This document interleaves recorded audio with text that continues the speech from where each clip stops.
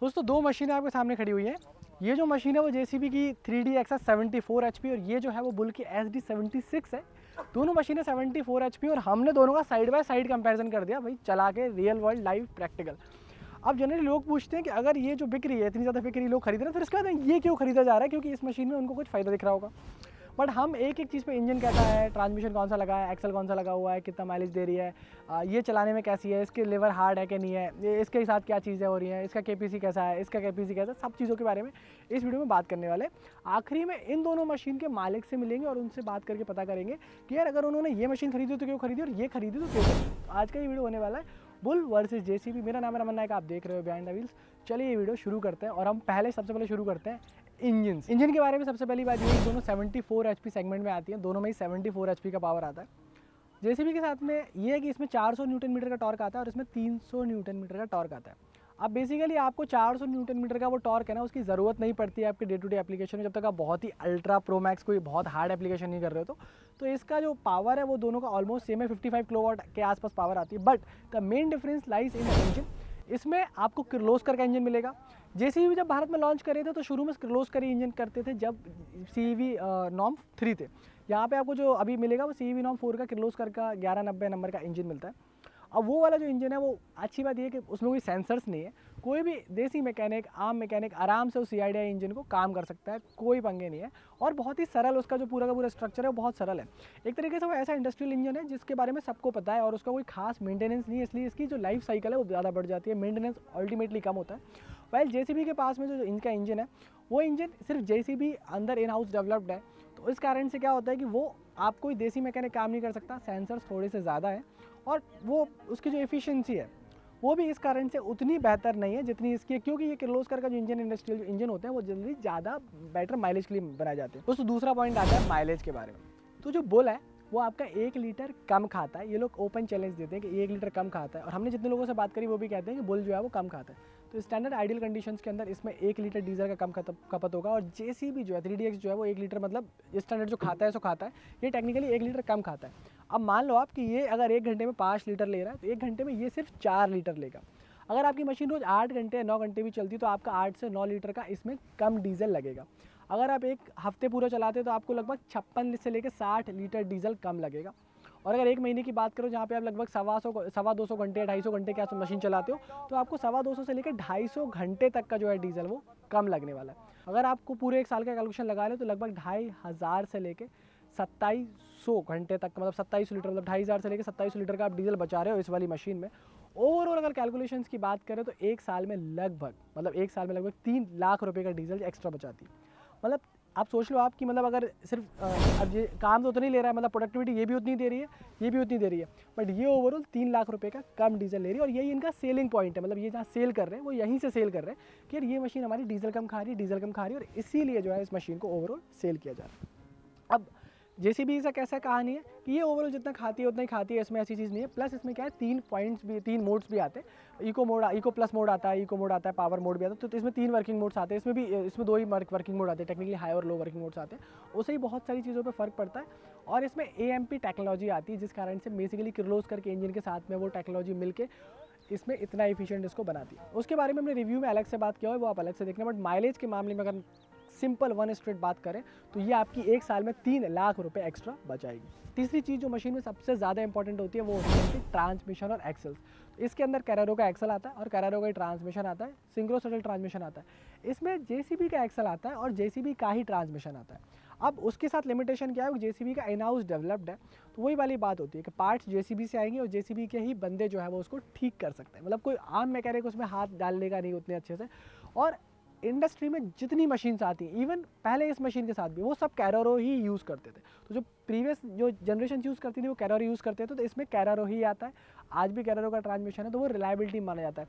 अगर आप इस मशीन को ऐसा टेढ़ा भी कर देते हो तो ऐसा नहीं है कि ब्रेक का ऑयल एक तरफ आ जाएगा या एक्सल का ऑयल एक तरफ आ जाएगा, वो पूरा लेवल में रहेगा ताकि आपको कोई ब्रेक या फ्री ना हो जाए या बीच में ट्रांसमिशन फेल ना हो जाए। तो वो सारी चीज़ें इसके अंदर आती हैं और प्रॉपर तरीके से वो भी स्मूथ काम करता है, उसके लिए डायरेक्ट न्यूट्रल वगैरह सारी चीज़ दी जाती है और इसमें भी लगभग वैसा ही है। बट प्लस पॉइंट क्या है कि ये कैरेरो का है तो आपको मार्केट में पार्ट्स मिल जाएंगे, इजीली रिपेयर हो जाएगा और इजीली आपको मैकेनिक मिल जाएंगे, तुरंत सपोर्ट मिल जाएगा। वाइल इसमें जेसीबी के लिए आपको वेट करना पड़ेगा कि वो लोग आ जाए।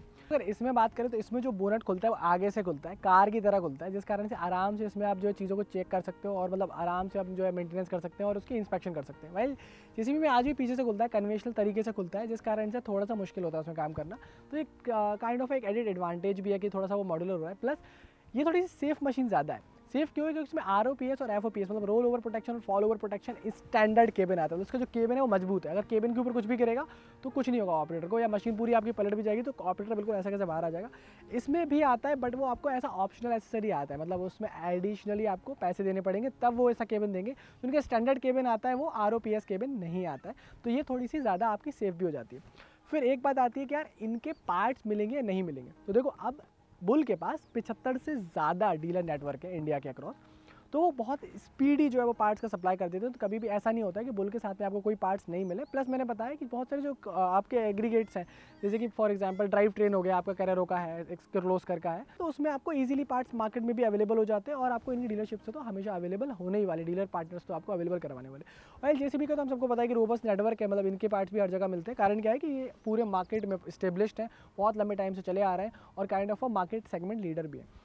अब एक जो नेक्स्ट पॉइंट आता है वो बहुत इंटरेस्टिंग है और लोग मुझे बहुत पूछते भी हैं कि अगर ये मशीन ले लिया तो रीसेल वैल्यू नहीं है। वाइल जेसीबी में रीसेल वैल्यू बहुत ज़्यादा है और काफ़ी सारे लोग इवन जेसीबी के खुद वो लोग इस बात पे मशीन सेल आउट ही कर देते हैं कि यार ये मशीन अच्छी बिक जाएगी, इसके बाद में दाम अच्छे मिलेंगे और इसके नहीं मिलेंगे। एक सिंपल सा लॉजिक है, ये लोग 71% ग्रोथ करें पिछली बार, मतलब मशीनें बेच रहे हैं और लोग क्यों खरीद रहे हैं, क्योंकि इनका माइलेज आ रहा है, छोटी सी बात है।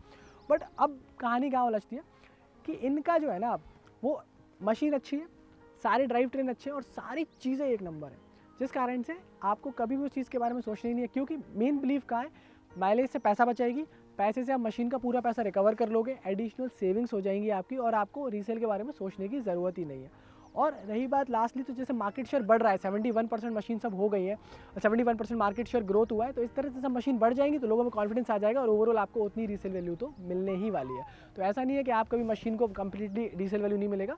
तो उसके 3 मेजर पॉइंट्स है कि सेल सप्लाई बढ़ रही है, पार्ट्स प्रॉपर अवेलेबल हो रहे हैं, मशीन का ओवरऑल कॉस्ट जो है वो रोबस्टनेस कारण, और लास्ट पार्ट माइलेज में आपका उतना एक्स्ट्रा प्रॉफिट होगा। तो जितने का ये आप रीसेल करोगे उससे ज़्यादा पैसा तो आप इसमें डायरेक्टली माइलेज में ऑन टू ऑन बचा ही लोगे, मशीन आपके पास रहेगी और रीसेल करने के बाद इसमें कुछ नहीं मिलेगा। तो वो एक एक्स्ट्रा पॉइंट आपको यहाँ पे नोट करना चाहिए। अब अगली बात आती है ऑपरेटर कंफर्ट के ऊपर कि यार केबिन कितना कंफर्टेबल है। देखो क्या होता है, अगर ऑपरेटर कंफर्ट नहीं होगा ना तो वो 8 घंटे 10 घंटे 12 घंटे 24 घंटे चला ही नहीं सकता। आप अगर कर लो, अगर आपके लेवर्स बहुत ज़्यादा हार्ड होंगे तो ऑपरेटर नहीं चलाएगा। इसका जो 3 महीने का हमारा फीडबैक है वो ठीक है, ऑपरेटर के जो इसके ऑपरेशन के लेवर है वो सॉफ्ट है, बहुत हार्ड नहीं है और मतलब सही चलते हैं और इसको बहुत ज़्यादा फटीग नहीं होती। प्लस उनकी जो पोजीशन है वो एर्गोनॉमिक है। इवन अगर आप आगे से भी लोडर का भी वो देखोगे तो उसको ऐसे करके टिल्ट करके उठाया गया है, जिस कारण से वो बहुत ज़्यादा सेंस बनाता है। जेसीबी के भी सॉफ्ट है, जेसीबी का ऐसा नहीं कि बहुत हार्ड है या कुछ दिक्कत है, बट कंपैरेटिवली जितना कंफर्ट जेसीबी के अंदर है उतना ही इसके अंदर है। इसमें एक एडेड एडवांटेज ये है कि इसकी जो स्टीयरिंग है वो टिल्टेबल है, मतलब स्टीयरिंग को ऑपरेटर अपने हिसाब से जो है वो चेंज कर सकता है। तो जैसे कार में हम लोग ऊपर या नीचे चेंज करते हैं, वैसे इसमें भी आप इसको पोजीशन को एडजस्ट कर सकते हो, उसकी पोजीशन को चेंज करके, जिस कारण से इसमें ऑपरेटर को थोड़ा सा ज़्यादा कंफर्ट मिलता है।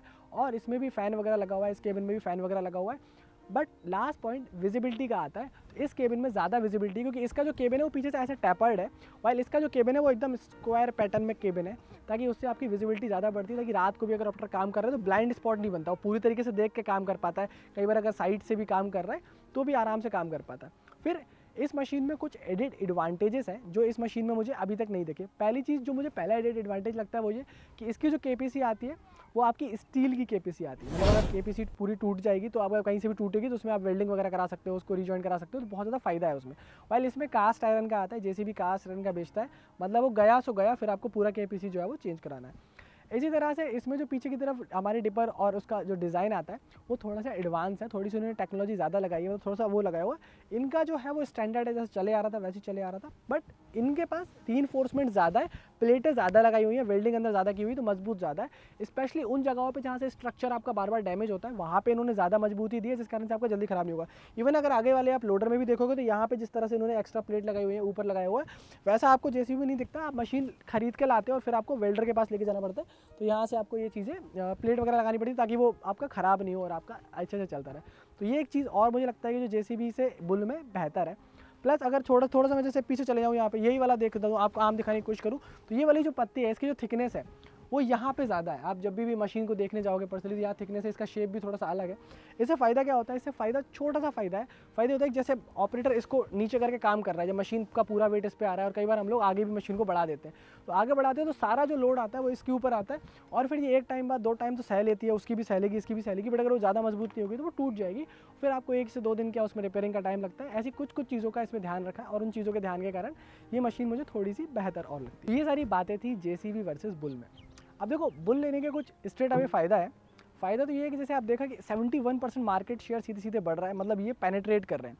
पेनिट्रेट क्यों कर रहे हैं? क्योंकि लोगों को भरोसा आ रहा है। भरोसा क्यों आ रहा है? क्योंकि ये 2.5 से लेकर 3 लाख रुपए तक आपका महीने में बचाता है, मतलब 1 साल में 15 लाख रुपए तक बचाने में सक्षम है। मतलब मोटा मोटा मान लो आप एक इसको लंबे टाइम के लिए चला लिया तो आपकी मशीन सिर्फ डीजल में ही फ्री हो जाएगी, तो ये एक चैलेंज है। फिर 50,000 रुपये जेब में लेके कोई चैलेंज लेके नहीं घूमता है, ना ये घूमते हैं ना कोई और ब्रांड घूमता है।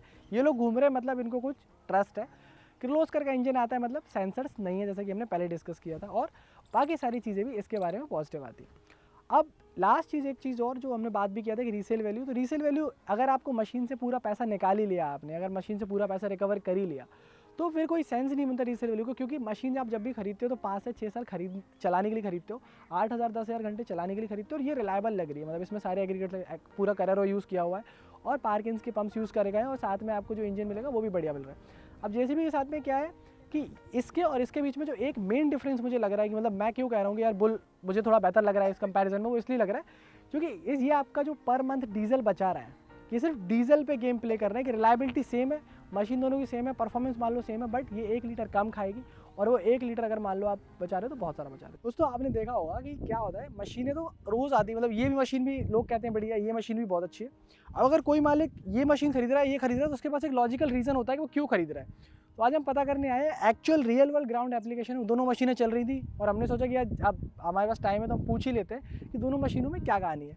तो ये जो मशीन है वो अरुण जी की है, और अरुण जी यहाँ पे जो है पूरा देखते हैं, और सारी चीज़ें जो ईंट वगैरह जो आप पीछे बनते हुए देख रहे हो, ये सब अरुण जी अपने अंडर मॉनिटर करते हैं। तो अरुण जी, बहुत बहुत स्वागत है आपका। सबसे पहले तो अपने बारे में बताओ कि आपका ये भट्टा कहाँ है, और आपका बारे में बताओ, नाम वगैरह क्या है, आप कहाँ से हो? मैं अरुण प्रजापति हूँ, बनवार से, बनवार के रहने वाले हैं। ये एमपी में? एमपी में, और अपने ईंट भट्टे का काम करते हैं। अरुण जी, लोग ना मतलब मेरे से कमेंट करते हैं नीचे, पूछते हैं वीडियो के नीचे कि भैया ये बढ़िया है कि ये बढ़िया है, तो आप ये बताओ, ये जेसीबी की मशीन है 3DX? हाँ, 3DX कब से आपके पास? हमारे पास 3 साल से है। 3 साल से जेसीबी का 3DX है, और अब आपका ये मशीन नया है? जिन 3 महीना पहले खरीदी है। 3 महीने पहले। कौन सा है? बुल का मशीन है। तो आप जब आप दोबारा खरीदे तो आपने ये खरीद लिया? हाँ, बुल खरीदी थी। तो क्यों खरीद लिया बुल? इसलिए खरीदी थी ना, थोड़ा डीजल की कमताई की कह रहे थे कि डीजल कम खाती है, इसलिए बुल खरीदी। अब जब आपने ले ली तो 3 महीने में आपको डीजल का आइडिया लगा कि कम खा रही है? हाँ, कम खा रही है। इससे कम खा रही है? इससे कम खा रही है। तो और अकेले डीजल के लिए ले लिया, कुछ और भी काम था उसमें? और भी ताकत भी अच्छी लगाती है ये। अच्छा, ताकत बढ़िया लगाती है। अच्छा, पार्ट खराब हो गया मान लो, तो आपको पार्ट मिलेगा इसका? मिल जाएगा। भरोसा है? भरोसा है। अच्छा, आपके क्षेत्र में और बुल की मशीनें आई हैं? आई हैं। तो मतलब किन किन ने खरीदी, कितनी मशीनें आ गई आपके? हमारे जहाँ 4 मशीनें आ गई। 4 मशीनें आ गई। चारों लोग जितने आपके तो सब मिलने वाले हैं? मिलने वाले हैं सर। तो संतुष्ट हैं सब लोग मशीन से? सब संतुष्ट हैं। अच्छा, जैसे ऑपरेटर चलाता है तो एक तो जेसीबी चलाता है, सब जेसीबी तो चलाती है, मतलब ज़्यादातर तो ये मशीन है ही। 3DX तो सबके पास ही है, बट जैसे बुल चला रहा है तो बुल में कोई शिकायत तो करी उसने कि मुझे थकान हो रही है या हार्ड चल रही है मशीन, ऐसा तो कुछ नहीं है? नहीं, ऐसा कुछ नहीं है सर। तो मशीन सही चल रही है? मशीन सही चल रही है। मतलब जैसे ताकत जो लगानी चाहिए, जो चीज़ होनी चाहिए वो? नहीं, अच्छी ताकत लगा रही है। ट्राली से हम भरते हैं तो मान लो आपकी अगर 5 मिनट में एक ट्राली भरती है ये मशीन, तो ये भी उतनी देर में भरती है? हाँ ये भी और जल्दी भर देती है। जल्दी भर देती हाँ, है। जल्दी भर तो देती है। कुल मिला के आपको लग रहा है कि आपका डिसीजन सही है? सही है। मतलब माइलेज बढ़िया दे रही है, बढ़िया, परफॉर्मेंस सही आ रही है, मतलब चीज़ें सही आ रही है, और आफ्टर तो आपको मतलब पार्ट्स वार्ट्स तो मिल ही जाएंगे? नहीं, सब मिल अरे जाएंगे। कोई जैसे अगर मान लो मशीन अभी खरीदना चाह रहा है, जेब में 35 लाख रुपए 30 लाख रुपए लेके जा रहा है कि यार मुझे कोई आज एक बैकहो मशीन खरीदनी है, तो कौन सी मशीन खरीद सकता है बाद में? भाई मेरे हिसाब से तो बुल खरीदना चाहिए। क्यों खरीदना चाहिए? बुल अच्छी गाड़ी है। अच्छा, हाँ, मतलब आदमी लेके संतुष्ट रहेगा। संतुष्ट रहेगा। जैसे आपका तो खुद का काम है भट्टे का, तो आपको लग रहा है कि आप इससे पैसे रिकवर कर लोगे? हाँ, मतलब पूरा पैसा पड़ जाएगा पड़ जाएगा। क्योंकि डीजल बच रहा है इसलिए? हाँ, अच्छा, तो जैसे वहाँ पे जो लोग देख रहे हैं आपको, उनसे यही कहना चाहते हो आप कि वो कौन सी मशीन खरीदें? बुल? नहीं भैया, बुल मशीन खरीदो, बहुत अच्छी मशीन है। हम्म, हाँ। अच्छा दोस्तों, ये थे अरुण जी। हमने रियल वर्ल्ड में मतलब एक्चुअली इनकी मशीनें थी, इनके सहयोग से हमें दोनों मशीनें मिली हैं, इनकी दोनों मशीनें। उन्होंने अपना काम रोक दिया और कहा कि आपको थोड़ी देर वीडियो बनाना है, आप वीडियो बना लो। और ओवरऑल हमने सोचा कि जेन्युइन फीडबैक ले लेते हैं, क्योंकि जैसे भी ये ऑलरेडी 3 साल से चला रहे हैं और इन्होंने अपने माइंड चेंज किया कि नहीं, अगर इसमें मुझे फ़ायदा दिख रहा है या इन्होंने कुछ देखा कि यार मजबूती ज़्यादा है मशीन में या रिलायबल ज़्यादा रहेगी, तो उन्होंने फिर अल्टीमेटली बुल पे ट्रस्ट किया और बुल लिया। इनके साथ साथ इनके बाद में 3 मशीनें और खरीदी गई हैं और वो तीनों लोग भी अभी तक हैप्पी एंड सेटिस्फाइड हैं, मतलब उनको भी कोई समस्या नहीं आई है। तो ऐसे रियल वर्ल्ड से और कस्टमर टेस्टिमोनियल्स देखने के लिए और चीज़ें देखने के लिए आप हमें सब्सक्राइब कर सकते हैं और मिलेंगे आपसे अगले वीडियो में। तब तक के लिए नमस्कार, जय हिंद, वंदे मातरम।